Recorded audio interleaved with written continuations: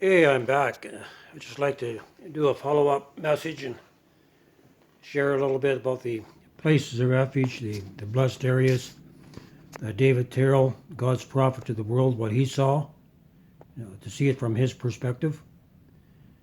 And most of you out there, many of you, you've heard about the places of refuge, but really you have no comprehension of what it's going to be like. I've talked to a lot of people that had visions of being in these places when all around things were falling apart. These places were still operational. I know when like David Terrell's been warning the church, his people for 50 years to get out of the cities. 50 years to get out of the cities and learn to prepare to not be dependent upon the stores. But yet the church has refused because they want to keep their own independent lives, right? Isn't that the truth? We don't want to come together because we want to live our own independent lives where we don't have to worry about our neighbor, It's okay to visit, but that's it. The time is coming that we're going to have to be dependent upon each other, right? And that's what David Terrell saw. He saw God's people coming together like ants, preparing for winter. And ants, they're led supernaturally, right, by the Spirit. They all prepare without a leader. And that's how we're going to be. We're going to have to learn to walk in the Spirit and come together in the love of God. And there's not going to be no choice in the matter. We should have been living this way now for the last 40, 50 years. We've been given the opportunity, but we haven't listened to the man of God. We kept on living our own independent lives. Now we're in trouble. Now we're going to be forced to come together in a very short period of time because we have not been obedient to the Lord. And there's benefits in community. And you look at the benefits. You look at the benefits of these other races, like the Muslims and things like that. They prosper. They prosper because they learn to have all things in common. They work together. They raise up their own finances. They don't go to the bank, right? They pool their resources together. And that's why they come into our nation. We open the doors to them. They come here. And within a few short years, they own their own places and we're renting from them because we have not learned what they know. That they prosper because they work together. It may not be the best, but they're keeping the spiritual law of loving one another, right? In a sense. So and because of their lifestyle, God blesses them because they're in part they're learning to love one another and have all things in common. But we white people, we want to live our own independent lives, and in the long run, there's a price to pay for it, and that's where we're coming now. We're going to see the bottom fall out of the economy.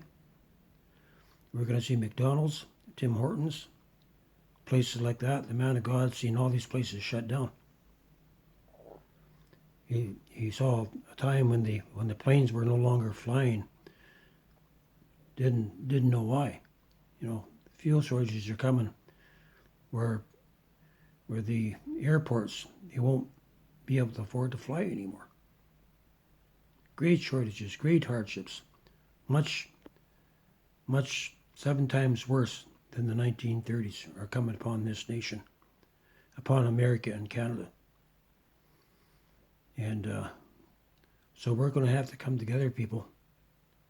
If you don't, then you're going to be standing in the food lines in the cities, just like what Chuck Youngbrand saw 5 across and blocks long, just for a bowl of soup.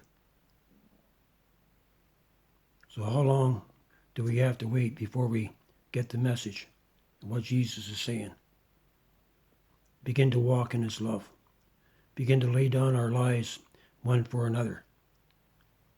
You know what it is to lay down your life? It means to consider others more important than yourself. Right? Not to put number one first. Put other people first. That's the love of God. And to come together and prepare like ants. One time, there's a time coming where God's going to retire the man of God. David Terrell's going to be retired on a farm. And the bombs were falling. The cities were going up in smoke. And anyway, some of his people found him where he was at. And they said, Brother Terrell, save us. And he turned around and he looked at them. You know what he said? He said, it's too late. You waited too long to come together in community. You can be together on the same farm or in the same area and not have any interaction at all. Everybody living their independent lives. Or you can be working like ants, preparing for what's coming. And that's what it's going to take. It's going to take everyone doing what they can, right? We all have talents and abilities. And we're going to have to learn to share our talents and abilities. No one's going to have any more than anybody else. Everything's going to be shared, right? You're not going to have what you have now. You're not going to be able to go to the grocery store and get what you need.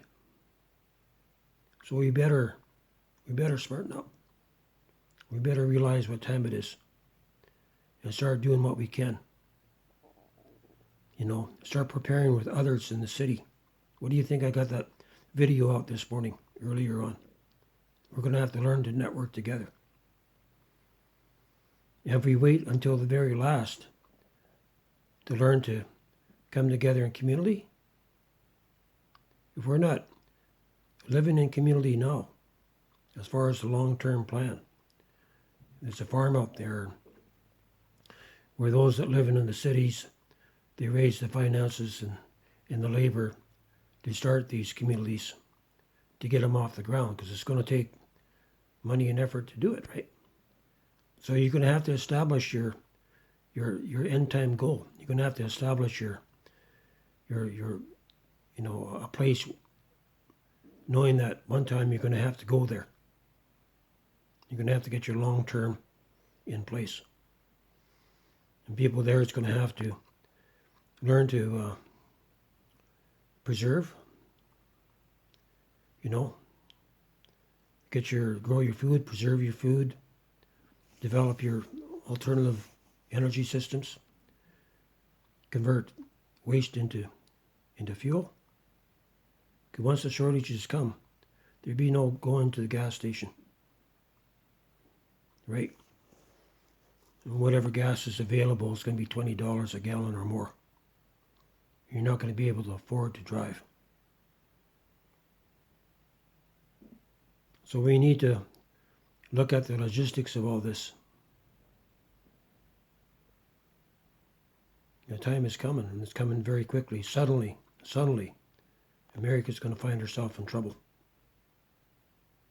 And we need to do what we can to establish places in real time. You might be living in the city. You get to network with 2 other people. Put that together into a bigger package where you got, a full squadron of people working together. Because you need the numbers in order to get a place established in the country, a place where you will be forced to flee to at one point. So it's going to take a working together between those that are in the city and those who are learning to run or coordinate the places of refuge outside of the cities. And if you're not doing this, you're just not going to make it. You're going to find yourselves trapped. And this is going to come so suddenly. All it's going to take is for God to turn up the heat and watch the crops burn. And I really believe in my heart that as we come into next year, this will be the first year of Chuck Youngbrand's timeline. And by September, we'll know, right, when we see the signs come to pass. So, you rich out there, you rich who God has blessed, you better start asking the Lord what you can do with your finances. Take your money out of the banks, because if you don't, you're going to lose your money. You're going to lose your millions of dollars are going to become worthless. And you need to take those finances and put it together into a working package to start developing communities. It's not your money. God's blessed you with making money, but it's not your money. It's for his people in the end times to put together these places of refuge, right? To put a game plan together. You can hold on to your money. At some point you're going to lose it. When the banks fail, you're going to wake up one morning and you're going to find that you don't have access to your account anymore. So pull your finances out. Invest in land. Start developing that land.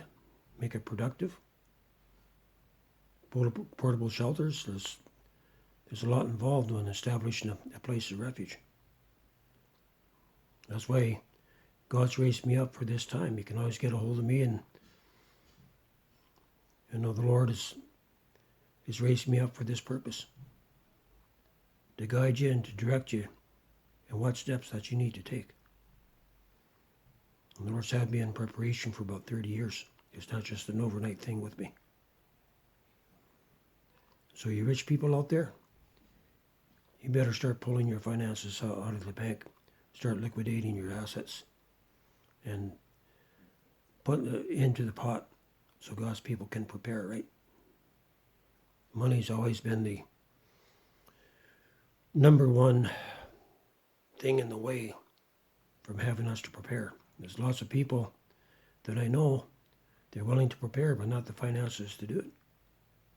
So you rich people, you better think about it, because if you don't use your finances voluntarily, God's going to take it from you. And that's fact. And we still got at least 12 months to get ready. It may be, or may not be, that New Orleans gets hit next September. If it is, then we're talking 4 cities going to be nuked in the month of that same December. We're going to have to be ready for them. So I don't want you just hearing what I say and then throwing it out the window. If you don't act upon it, God's going to hold you responsible. That their blood's going to be on your hands, and you're going to have to answer for it. You understand what I'm saying? Going to leave it here. Is get the love of God in our hearts and start working together. And let's start thinking about community, right? It's a different concept. It's a different way of thinking. Because it doesn't point to number one. It's about working with others and taking up the cross of Jesus. And the cross of Jesus is about other people. It's not about ourselves. Going to end it here.